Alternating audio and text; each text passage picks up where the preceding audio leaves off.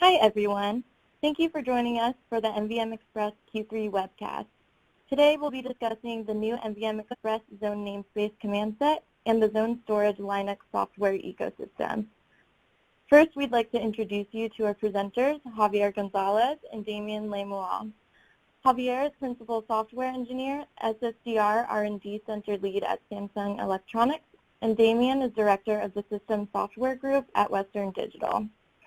Now, Javier will begin with an overview of today's agenda. We hope you enjoy the webcast. Well, thank you very much, Sophia. So, hi everybody. For the next hour or so, we are going to be talking about zone namespaces. We are going to start with an overview of the core concepts that you need to understand to get the rest of the talk. Then we're going to touch on the Linux kernel Zoneblock device, then move a little bit up the stack to different libraries and tools, and then give a couple of examples on applications. So I hope you enjoy it.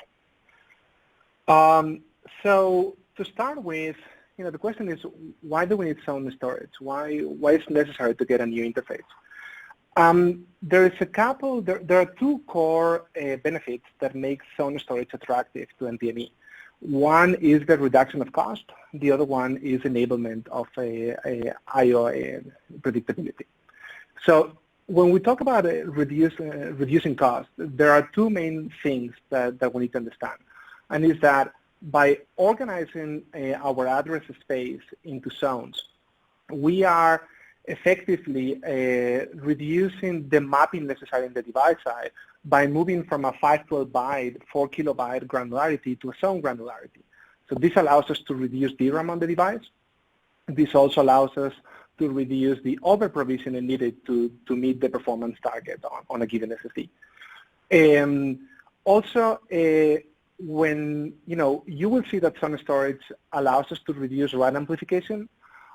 This has an impact in cost because wear determines the life of the device, but also by reducing wear, we can enable new types of NAND that put a higher bit cell count, like QLC, which has intrinsic benefits in terms of cost. From an I/O predictability perspective, when the zone model allows us effectively to move garbage collection to the device by having an explicit data placement policy. This has an impact in reducing the data movement on the device, so our tail latencies go away. And this also gives us a very powerful tool and a building block to enable I/O predictability and enforcing QoS through this explicit data placement. So from a specification perspective, I think the point I want to make here is that the zone model has a very robust history. It has been proven to the industry through SAC and CDC in ATA and SCSI respectively. If you're familiar with that model, you will find that host managed is a model that better aligns with CMS. And in that link, you can download the spec. And in the next couple of slides, we're going to go through three of the main concepts that you really need to understand for this to make sense. So the first one is about write constraints. So when you are moving to a zone model, you are essentially making the commitment from the host perspective to both write sequentially to the device, but also to resetting a particular zone before you can use it again. So this introduces per zone the concept of the write pointer, which needs to move as writes arrive to the device. This enforces that with regular writes, we will have a queue depth of 1. This is because we need writes to complete before we send a new write to a given zone, given that, as you know, NVMe does not guarantee ordering. So even if we were to place IOs to a zone on the same queue, that execution on the device is not guaranteed. So this queue depth of 1 is not a problem when you're talking about smaller zones and the host is able to strike. But this is a bottleneck if you have larger zones because you are not able to leverage all the parallelism in your NAND array. For this, the ZNS spec introduces a new command that we call zone append. And zone append is effectively a command that allows us to not specify a particular LBA on the zone, but instead send several appends to a given zone and let the device do the data placement, and then return the actual LBA on the completion path. This has an obvious implication on how the host software needs to deal with the completion path to update the placement and the block allocation, but it does solve very effectively the problem of reducing the queue depth. The second concept that we need to understand is that of capacity, zone capacity, which is, by the way, not present on SAC CPC.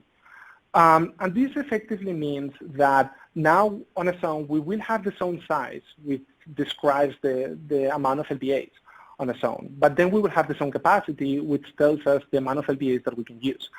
This allows us to do things in Linux, like, for example, aligning with the restriction of zone sizes having to be a power of 2, without imposing a restriction on vendors. So this is very powerful. The third concept is that of the zone state machine. So each zone is governed by this machine, state machine, and this state machine is managed by the host. So the most important transition to understand here is that goes from, that allows to a zone to reset to empty. And that is because this transition, once we have opened and closed and potentially filled up a zone, is the one that enables host garbage collection and the one that brings a lot of the good properties of zone storage in the host software. So now Damien will guide you through the Zoneblock device in Linux. Yes, thank you, Javier. Hello, everybody. So let's look now at Linux kernel Zoneblock device support. So first of all, let me introduce this concept of Zoneblock device, and because the standard actually never mentioned this term.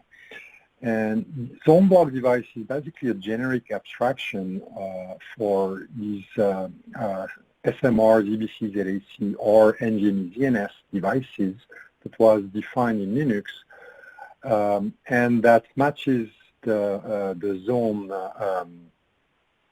management imposed by the device interface that Javier just explained. This is shown on the picture, the picture on the right here. So Zoneblock devices have an LBA space that is divided in zones, obviously. And for each zone, we have the zone size, zone capacity, and a write pointer which indicates the position where regular writes must go. The writes are processed by the device, the write pointer advances, and the zone resets, rewinds that write pointer at the beginning of the zone. So this is all what Javier just explained. So in addition to this, there is a zone type that is defined also by this abstraction, and that matches the zone types that are defined by the SCSI and ATA standards, ZBC and ZSE. We have conventional zones that accept random writes. That is something that does not exist for ZNS. Then we have the sequential write required zones that are for the host managed model only of SMR drives, and that is the model that was adopted for NVMe ZNS. And finally, another type of zone that exists only for SMR drives, which is sequential write preferred, which belong to the host-aware model, where drive actually accept random writes, but have the possibility of being optimized by the host with this sequential write pattern. So as Javier mentioned, zones can have capacity, usable capacity that is lower than the zone size, again, to match the standard definition. And in addition to this, so the Linux kernel, due to implementation difficulties, or to make the implementation more simple, imposes some restrictions. So the first one is that all zones of the drive, of a zone drive must be the same size, and that zone size must be a power of 2 number of blocks, of LBAs on the drive. So these restrictions do not exist in the standards. This is a restriction that is added by the Linux drivers, but that matches all the devices that can be found on the market today. So the support history for Zoneblock device, this started about 3 years ago now with implementation of the support for SMR disk, so for the ZBC and ZAC standard. Initially, that support was centered on the block layer of the kernel, and a single user of that support was also included with this initial release, which is the F2FS file system, where we implemented native support for Zoneblock devices. The following kernel releases improved that initial support. So, for example, version 4.13 of the kernel introduced support in the device mapper infrastructure. The DMZone target driver was added, and also continuing improvement to the kernel internal API and also the user API. So the latest kernel version 5.9, which is in development currently and should be released in 2 weeks, about 2 weeks, will introduce NVMe ZNS support within the NVMe driver. And all that support basically plugs into the block layer Zoneblock device abstraction code that was put in place for SMR disk. There was very few changes to that existing abstraction to support DNS. Development for all of this is still ongoing. So, for example, another feature that was added to this kernel 5.9 is support for host-based encryption with the DMCrypt device mapper. And last week, we also posted support for native support for the ButterFS file system. So this is not yet included in any kernel version, but this is development ongoing on the mailing lists. So the overview of where we are today is this picture. So starting from the top, the support, so from a user perspective, can be classified in 2 categories.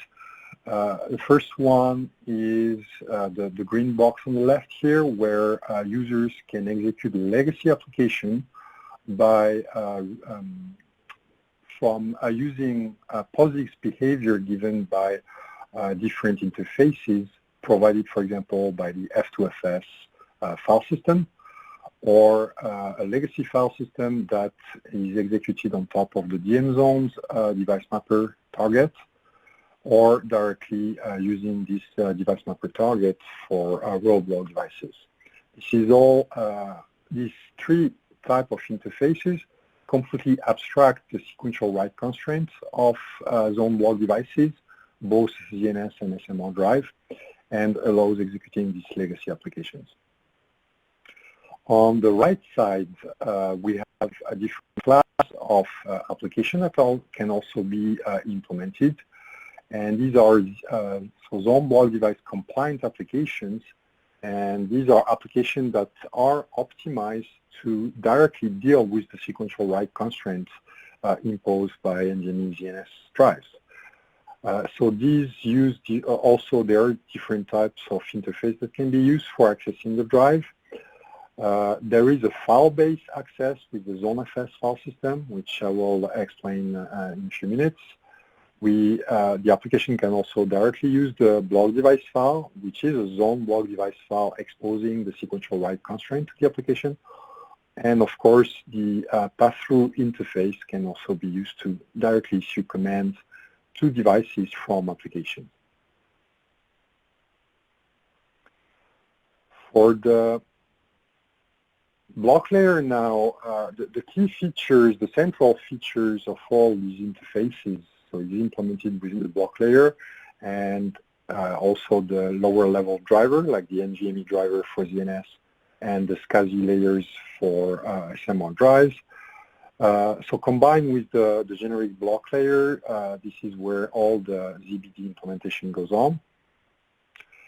And these layers provide both a kernel internal and a user API in the form of ioctl commands. These commands allow map into all the zone commands that are defined by the standard. So it allows reporting state of zone, resetting, opening, closing, and finishing zones. The new zone append write command defined by NVMe ZNS is supported within the kernel, but there is not yet any user directly accessible interface by the user to issue this command. This API is a little bit difficult to implement, so this is being discussed currently on the development mailing lists. And all this support for application to access directly Zoneblock devices while being able to successfully sequentially write to zones is done by providing ordering over write commands within the kernel stack. So normally there is no such guarantees in Linux. Read or write commands, even if issued sequentially by an application, may end up being reordered and issued randomly to a device. In the case of Zoneblock devices, this is enforced, and write commands are delivered sequentially in the exact same order as issued by the user to the device. This necessitates, however, that the user application performs direct I/O writes using the ODirect open flags. And all this ordering is implemented within the MQDL line block I/O scheduler. In terms of supported devices, so all Zoneblock devices that support, that match the constraint imposed by the kernel on the zone size are supported. The only exception to this is for ZNS. Currently, there is no support for ZNS drives that do not have zone append support. So this command is optional. This is defined as an optional command in ZNS, and so currently drives that do not have this command support are not usable through the block I/O stack. The user API, so as I said, it exists in the form of ioctl commands. These commands are defined from within the kernel because they are used internally here in this file, so include UAPI Linux blkzone.h. This file is also a user header for the kernel, so usable by, accessible by user applications developers, and it is installed as user include Linux blkzone.h. As mentioned, there is one ioctl for each type of command defined by the standard, and the zone reporting gives user access to all relevant zone information, so that is zone type, the start sector and the size of the zone, also its capacity. The report will also indicate the zone condition and the write pointer position, and eventually some zone flags which are given by the driver, by the device to indicate actions that are recommended on zones. And information about the device itself is also accessible through ZFS attribute files. So for example, the number of zones, the zone size, the maximum number of open zones or active zones, all these are available through ZFS. So now let's look into in more detail at these interfaces. So as I said, there are two classes of interface that application can use. One rely on the POSIX behavior of the interface, which allows executing a legacy application. All of these interfaces basically use the semantic of the existing file interface, regardless of the device type. So again, the constraint imposed, the sequential write constraint imposed by Zoneblock devices is completely hidden and dealt with by the kernel itself. So of course, this simplifies everything for the application. There's basically no change needed. The legacy application can be used as is. But the counterpart of this facility is that performance may not be optimal. There is very few possibility for the application to optimize its write pattern, for example, to match better the Zoneblock device constraint. There are also background activity that may take place in the kernel for doing garbage collection and such. So performance may not be optimal with this interface, but again, applications can be used as is, so this is generally a great way to start using these drives. Now, for a more optimized interface, we have this compliance application class, which will rely on the Blockzone interface, which directly exposes the sequential write constraints to the applications, to code, and necessitates the application to also do zone management. So, for example, zone reset when a rewrite is needed, etc. This, of course, makes application development much more difficult, especially depending on the application initial write pattern. If there's not a good match, there's generally a lot of work to do. But the performance can be really optimized to a great level, and any overhead can completely be suppressed with this approach, again, depending on the application workload. So let's go through each class of interface in more detail now. So for legacy application, as mentioned, this is a POSIX behavior, things that have existed since the early days of POSIX. So for file, any random file write is okay. And for a Zoneblock device access, again, the same, random write, sequential write, anything goes. Anything is allowed. And the first way of achieving this interface is, of course, to use a file system that has native support for Zoneblock devices. As mentioned, the only one currently that has this support is F2FS.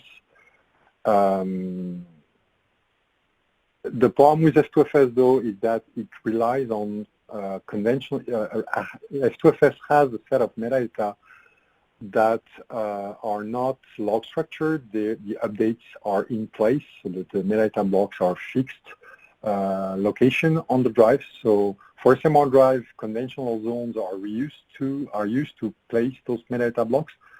These zones do not exist for NVMe ZNS.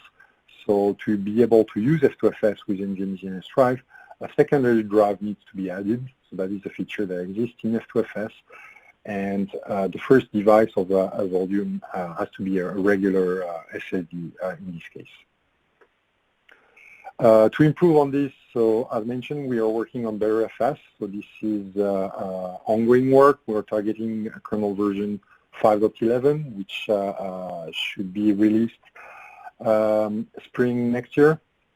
This implementation is completely based on the zone append writes, so that we can completely bypass all the kernel write ordering, which may introduce performance limitation. As Javier mentioned, we are basically doing writes at QDEPS 1 per zone, which can be very inefficient. So this implementation relies on zone append to avoid this performance problem. There's no requirement for conventional zones, meaning that a single file system can be entirely contained within a single ZNS drive. And this is thanks to the fact that 100% of better FS blocks are all copy and write. There is no overwrite ever going on. So this matches very well NVMe ZNS constraints.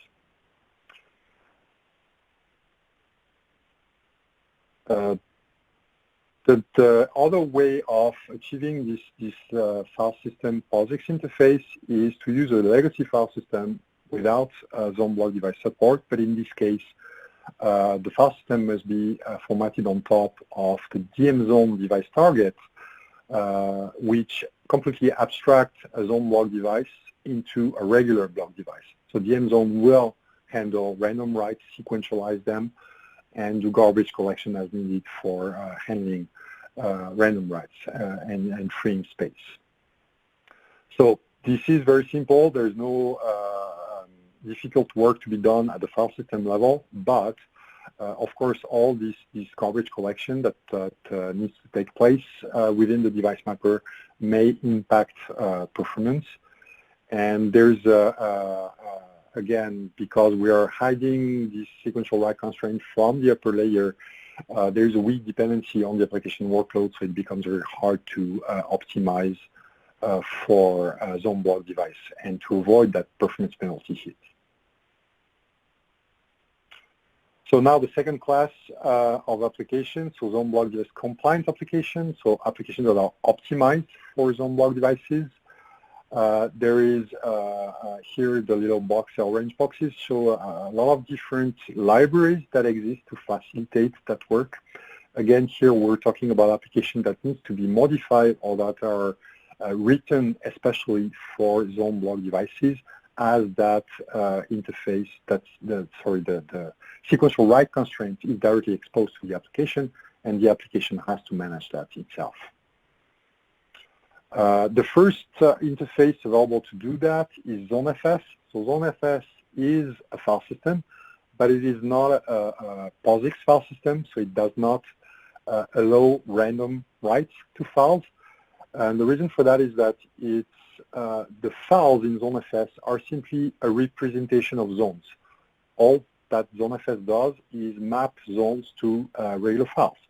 So the application can now, instead of opening a single file, which is the entire block device file, can isolate its IOs to exactly within a zone by issuing IOs to a file that represent the zones. Again, no random write possible. The same constraint as with the regular Zoneblock device file access exists here. The advantage, though, is that zone management commands become hidden within the implementation of file system calls. So, for example, truncating a file, which is normally deleting basically all the blocks allocated to a file on a regular file system, becomes a zone reset with ZoneFS.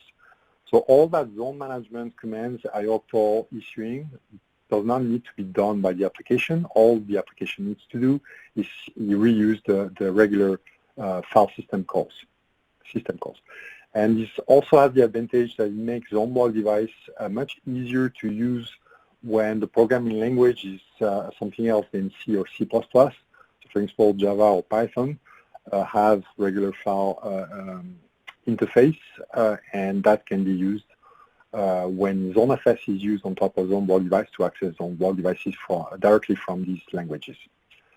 ZoneFS overall is very low overhead because there is no journaling overhead. The only metadata needed is basically the zone information that is given by the device itself.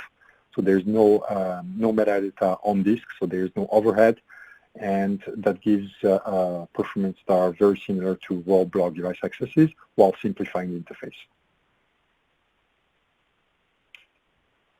The second class of interface that can be used is directly for the application to use directly the block device file that represents the Zoneblock device. This block device file is the same thing as what exists already for regular NVMe SSD or HDDs. But again, the sequential write constraint is exposed through that interface, meaning that the application has to write sequentially, otherwise it gets write failures. The application has to use the Xctl user API for performing zone management. But in terms of I/O, the regular I/O system calls can be used, which means that both synchronous and asynchronous I/Os, especially writes, can be executed. Again, the restriction is that writes have to be direct I/O writes. And to simplify this implementation, we have implemented one library, which is called libzbd, which is available on GitHub here, this URL, and which simplifies a little bit all this Xctl interface, zone reporting, management, etc. It packages everything into a simpler set of functions. The other option that exists is XNVMe, which Javier is going to present now. Okay, so thanks, Damien. So now Damien has covered a lot of the internal IO path. We are going to cover now in a couple of slides projects that support a pass-through. And these pass-through not going necessarily using the IO path in the kernel is to enable features that are not supported in Linux at the moment. It also enables us to use older kernel if some people are tied to a particular kernel. This is useful. The third part is also people that have decided to move to a user space NVMe driver and of course want to leverage the benefits of ZNS. So we're going to describe 4 main projects in these 2 slides. The first one is LibNVMe. LibNVMe started as a fork of NVMe CLI for the Xctl backend, and it essentially exposes a simpler way to use the existing in-kernel Xctls, which is very useful. And coming from NVMe CLI, it speaks to the maturity of the code. Then we have SPDK. So I believe SPDK would deserve a presentation on itself. It is a full user space NVMe driver. I think we can mention that a lot of the concepts of ZNS are coming to SPDK in the BDEF abstraction. This would essentially allow people that already use SPDK to use the same type of APIs that are available to take advantage of this new NVMe Command Set. There are a number of community open talks and discussions based on ZNS. So if you are interested on that, I would encourage you to take part of that. It's a great community and you can learn a lot of things. The third tool in this slide is libcdc. This is actually targeted at SMR hard drives, but it is relevant to mention it here because some of the management interface actually uses the in-kernel path. So, applications that are already using libcdc could, for some operations, use this library when using ZNS. So, the last project I want to talk about, it is XNVMe. So, we have covered both in kernel and user space different IO paths. From in Linux, from IO uring, lib IO, traditional psync, Xctls, SPDK. This essentially requires applications to have different backends to deal with these IOs. I believe this is already a problem, but it becomes even more relevant when you're targeting a new API where each IO path might support different features or a subset of the features, right? So XNVMe exposes a common API. So if you have an application that is zone aware or decide to port it to be zone aware, you can use a single API, and XNVMe would wrap the different IO backends at a virtually no cost. So it's a number of nanoseconds. This allows us to enable new namespace types without having to add the logic on the IO path in itself. And it is especially important for people that are early adopters of ZNS. One last thing I want to mention here is that one of the features is that you can, not only is about Linux, we are targeting this API across different operating systems, and you can even target changing the IO backend at runtime. So if for some reason you want to use one application that runs on IO during at times and another times runs on SPDK, you can do that without modifying the application. And now we're going to cover a number of tools. We're going to start with QEMU. This falls into the number of tools because it actually enriches the ZNS ecosystem on different parts. First of all, it is allowing us to accelerate a lot of the software development. This is not only for people that might not have access to the hardware today, But even having the hardware enables for faster development cycles through a traditional emulated device. It allows us also to do a lot of host software debugging. As this is a new interface, we're sitting on the edge, on the boundary of what we're doing. So being able to, we're not sitting on a very robust, for some new features, stack. So this is useful. And it also is allowing us to emulate different hardware configurations. So different vendors might have different zone characteristics. So people that want to emulate how this hardware would fit together, they can do that. This is actually possible because there has been a rewrite of the NVMe driver, bringing not only 1.3 compliance and 1.4 that is already posted in the mailing list, but also is giving the possibility to have different namespaces. So you can have complex configurations that actually resemble a particular setup. So this is for a QEMU. And now we're going to run through a couple of tools and utilities that are useful. So Blockzone is part of Util Linux. It uses the kernel, Linux kernel interface. That means that you can use Blockzone independently of whether you're using SMR drives or ZNS drives, and this is very useful. NVMe CLI, it is a to-go tool for NVMe management.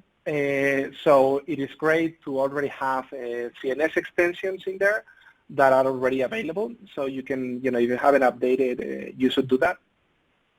And then in terms of benchmarking, so FIO is the de facto benchmarking tool in Linux. There has been support for zone devices targeted at SMR drives since version 3.9. And there, there you have a list of the different options that would allow you to test the device in different ways. And we are at the moment pushing a lot of improvements to this abstraction to implement features present in CNS. And there you have a couple of examples with Zoned writes and simple copy. So example applications, I think, Damien, this goes back to you. Oops, sorry, I wasn't. Yes, so one of the first applications that we start working on is Roxtv, which is a log structure merge tree-based key value store, well known. Why this one? Simply because the log structure merge tree data structure is very well suited to Zoneblock devices and sequential write constraints, because all tables that contain key values are always written sequentially. So it makes it very easy to implement support directly on top of Zoneblock devices by matching the tree tables to zones on the device. So we have pushed upstream code to support that in the form of a new ZNS storage backend. So this backend uses libzbd, so it directly it's a Zoneblock device access through the library. As I said, it maps zones to SS table and result in completely suppressing any kind of write amplification on the device side. Of course, the write amplification that exists from the LSM3 structure management itself is still there, but it does not add up onto the write amplification that comes from the device internal garbage collection of a regular SSD. So this PR is upstream here, and people are of course free to try it to see how it works. Javier, so take this one. Yeah. Yep. Thanks. So here's about Xctl. So Xctl is more a library than an actual application, but it falls here because it has a lot to do with what Damien just talked about. So, LSM-based databases are very similar to each other from a data structure perspective. So the idea with Xctl is the implementation is very similar to what ZoneFS does at an abstract level, but it follows two design principles that are a little bit different. The first one is that we're trying to reduce the code replication. We definitely want wide adoption of ZNS, and having to implement a whole new storage backend for each database out there is, it's a daunting task. So trying to put classes of application, gather them together, and abstract the code to reduce replication, enable better maintenance is a goal. So if you're familiar with Roxtv, you can think of the way the HDFS backend is implemented. So essentially, it is easy to port things like Cassandra, Scylla, Bigtable, or White Tiger on Mongo. And we have experience with some of those, being able to reduce the lines of code on the backend in itself. The second design principle is about increasing the flexibility when it comes to both the I/O model you're using and the type of devices that you're using. From the I/O model that you decide to use, we inherit the benefits from XNVMe. So you're not tied to a particular operating system or a particular I/O path. You can run this backend on any I/O path because there's no change. And from a hardware perspective, we actually took time to inbuild different ways of talking to the device. So depending on vendors, that you might have larger zones, smaller zones, doing striping, append. There are different models, and it is easy to program against it. So we believe this is very useful. In this particular example, you have Roxtv running on Xctl, and in this particular design, we follow striping across a pool of zones, separating the I/O path and the garbage collection path. On this particular garbage collection path, we're taking advantage of the simple copy TP to reduce the traffic over the fabric or the PCIe if it is attached. And the numbers are very similar to what Damien reported. They're just put in a different way. Don't want to speak that much about a write amplification generated by the device because then you get into which vendor, which workload, etc. But one interesting measurement we did is that we can reduce write amplification at around 2x just from the software perspective. So just using the right software abstractions, we are reducing the write amplification that a traditional file system is using going through. So I think this is an important factor because if you know already today the write amplification of your device, you can calculate at a given moment in time how much write amplification you are producing, and you are in the safe place if you assume that a ZNS drive is going to be 1 point and many zeros after that. So that should be easy for you to relate to the place you are at the moment.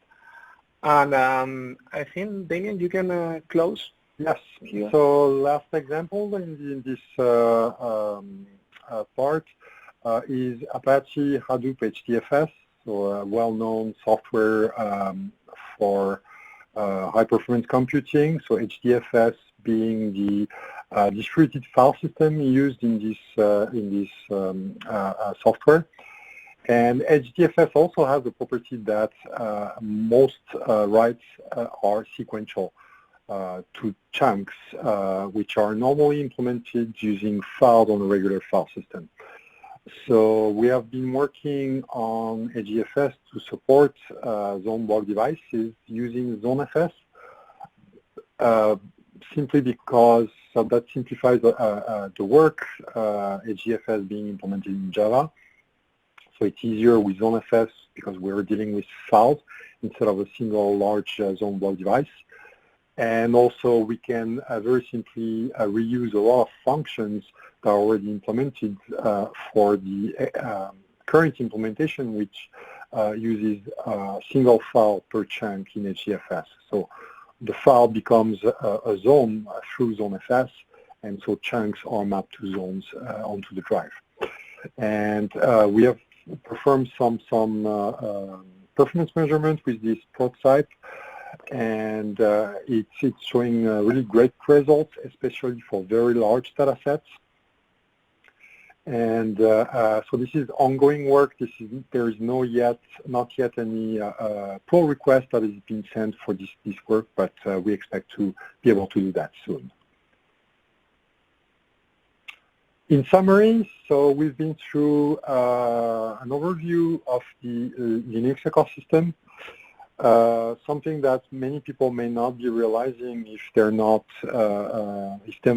if they have not worked with SMR drive, is that this Zoneblock device ecosystem in Linux is very mature, because that's something that started being implemented more than 3 years ago. So it's actually very solid. All the handling of sequential write constraints is very solid and it works very well. Not only the kernel, but also many tools and libraries are now available to developers to facilitate their work with application. So we've presented libNVMe, NVMe CLI, libZBD, XNVMe. And again, all this work, that's not the end of it. It's still ongoing. We keep contributing and then pushing modification upstream for improving all this ecosystem. Ongoing work regarding ZNS is, as mentioned earlier, the ZoneAppen user interface. We need to define a semantic and an implementation for it.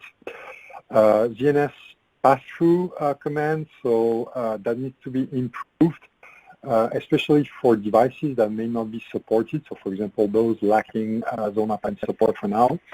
So there is work that needs to be, a little bit of work that needs to be added to the NVMe driver for that to work smoothly. File system, again, we are pushing the effort there. I mentioned F2FS. BetterFS is ongoing, and also some ZFS work is being considered. And that is for tooling and the kernel, but of course more effort needs to be put into applications, very famous applications that are reused in many systems, such as Roxtv, Cassandra, HDFS, Ceph. All of these are our primary target for now, and we are looking at other possibilities too. So this concludes this presentation, and I think we can move to questions. Thank you, Javier and Damien, for providing your insight here. Now we'll engage in the Q&A portion of the webinar. Our first question here is, what is the difference in terms of performance between accessing the device through direct device access and the zoned block device in slide number 12? So okay, so yeah, and just one clarification. So direct device access here, we mean pass-through. Meaning that it's something that may be something like SPDK, or it may be just the application sending directly NVMe commands to the device through the NVMe character device driver Xctl interface. And the performance difference, it's tricky because it's really going to depend mostly on what the I/O pattern is. Both can be very efficient in some cases and not at all in others. Generally speaking, today, considering the state of the kernel, using zone block device access, so basically going through the block layer to do I/Os, it's much more simple than pass-through, and it's very, very efficient, especially considering the new I/O luring interface that gets performance really very close to what a pass-through interface can achieve. Great. For the second question, regarding ButterFS, the management of the second drive for in-place writes, does ButterFS extent allocation allocate extents from the second drive? So I think there's confusion here. So ButterFS doesn't need a second drive for Zoneblock devices. I did mention the second drive that is needed, but that's for F2FS. Yes, F2FS has a need to do in-place writes, and these are all in-place writes are for metadata blocks. And so the way you format your volume for with a ZNS drive is that you have a small partition or a small regular SSD, and then a second NVMe SSD lined up in that order, meaning that LBA0 seen by the volume is on the regular SSD, and that is where all the metadata go. And F2FS is actually not extend-based. It's more like a block-based using bitmaps. So it allocates blocks, metadata blocks always allocated from the in-place space using a special segment. And data blocks are allocated wherever there is free space, most of the time on the ZNS drive, but it may also be on the regular SSD.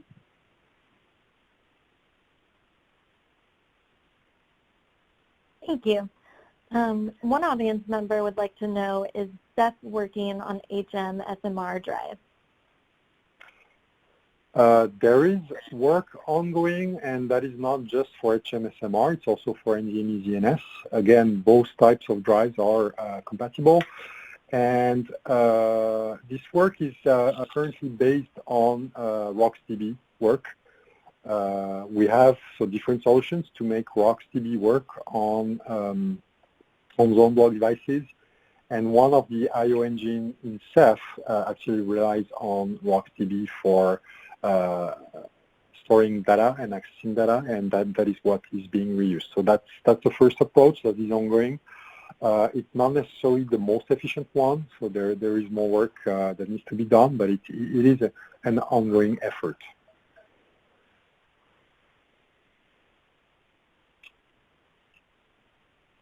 Thank you. For our next question, in the latest Linux kernel, ZNS device needs to support ZoneAppend command. Otherwise, it won't be able to be detected. But in the NVMe spec, the ZoneAppend command is optional. Is there any plan to fix that? So I think that, if you've been following the mailing list, you've seen that a couple approaches. I believe that the most realistic approach at the moment would be to, as Damien mentioned, move to a asynchronous path, probably through I/O reuse, where this logic is implemented in user space. We would need changes to the NVMe driver, something like not actually reject the device that doesn't support append, but for example, expose it as a device with zero capacity and enable the pass-through. But this is ongoing work. We hope to do some passes soon. You want to comment on anything here, Damien? Yeah, no, so the reason that this initial ZNS support doesn't include drives that do not support ZoneAppend is that we have a lot of work. So for the big example here is BetterFS. We have a lot of work in the pipeline that completely rely on ZoneAppend. And so if we allow ZNS drive that do not have ZoneAppend, suddenly all that work breaks and we can only support a small number. We cannot support all devices, which is generally something we try to avoid very, very hard in the kernel. So until we have a solution for that missing ZoneAppend part through an emulation pass for it is one possibility. These drives, for now, will not be exposed and will not be usable through the block layer. We are working, though, on enabling them through a pass-through interface, but they're not yet fully integrated into the block layer and NVMe driver.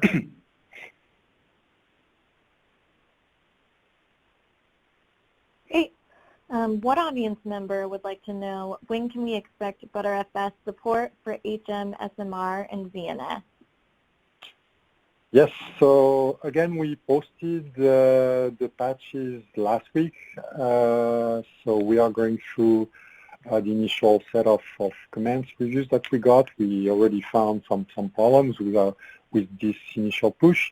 And we're currently trying to get all this code fixed and stable so that we can make it into kernel 5.11, which will be released as a stable kernel around spring next year.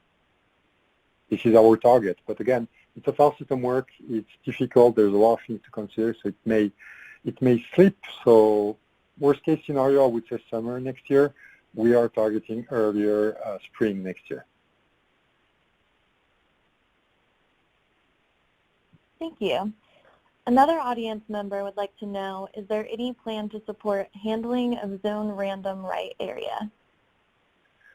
So one thing to comment here is that we cannot really speak about the details of this because this is an ongoing TP in NVMe, so it's under NDA. But you know, the short answer is when it comes out, yes, we will work on it. But you know, unfortunately, we cannot discuss the details in this conversation.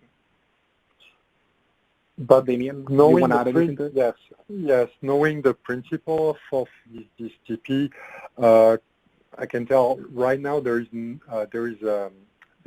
ongoing discussion to support that. So there is no plan. We have not started anything with this yet. We had already a lot to do with the initial ZNS standard support. So this will come later. We need first the TP to be ratified. Yeah, I agree. Well, it's lucky that the community gets a little bit larger, so we have more workforce. So, but yeah. Thank you. Xctl, could you please provide an elaboration on striping and the separation of regular writes and GC writes? Yeah, so Xctl basically manages different pools of zones. So for devices that expose smaller zones and enable the host to be able to do striping, then Xctl will leverage that to increase the bandwidth in the device without having to change the write model. So we use regular writes without the need for a pen. In terms of the separation, so, well, if you're familiar with, you know, LSM databases, you have like always some sort of S-stable recycling, and that is typically a different I/O path than the user I/O path. So we try to inherit that model when choosing different zone pools, so that we obviously prioritize user writes and try to move the garbage S-stable garbage collection writes to the background.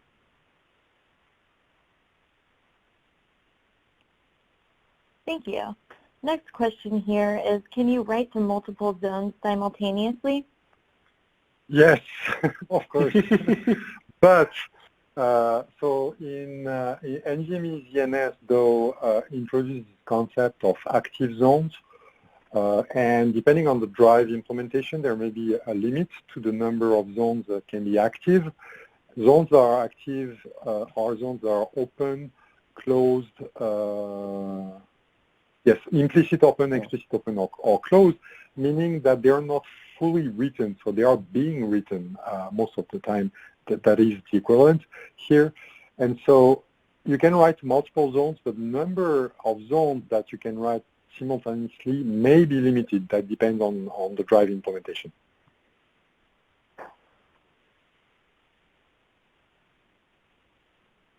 All right. Next question is, if a hybrid drive has both ZNS namespace and random write namespaces, can ZoneFS directly work on this type of drive? Yes. Yeah. That's the only answer needed. Yes, it will work. Yeah. Great. This is a great discussion here. We're approaching the top of the hour, so we'll cut off the Q&A. The webcast recording will be available on the NVM Express Bright Talk channel, as well as the NVM Express YouTube channel, and we will also be publishing the slides to the NVM Express website. And we'd like to say a final thank you to our presenters for providing their expertise on this topic, and thank the storage community as well for your continued support of NVM Express. Thank you, Sophia. Thank you, Damien. And thanks, everybody. Thank you all. Take care. Bye.